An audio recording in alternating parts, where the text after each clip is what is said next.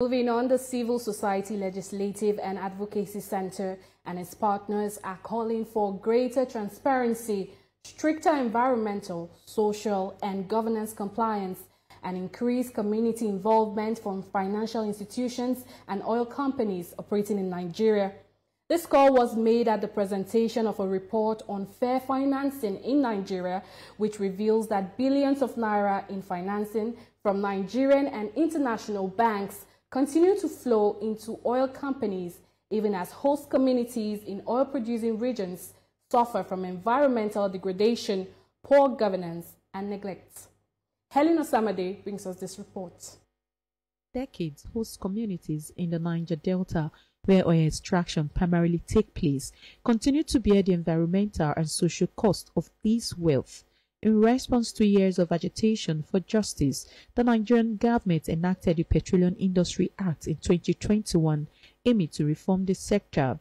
One of its key provisions is the establishment of the Host Communities Development Trust Fund, designed to allocate a portion of oil companies' profits to local development projects. Yet there is limited public scrutiny of how these financial flows align with environmental, social, and governance standards, or whether they contribute to worsening conditions in oil-producing areas. It is against this backdrop that this coalition conducted a community-level case study in some oil-hosting communities in Akwa Ibom and Bayelsa states.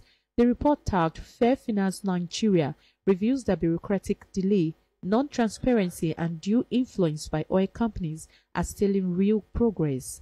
We want to see clean up Ogoni land in 1 month. That's timeline. In as much as we know that IPREP, we are giving timeline, I can believe they are far behind that. So who take the responsibility for that time that has been, I will not say wasted, but that time that we've not been able to achieve much?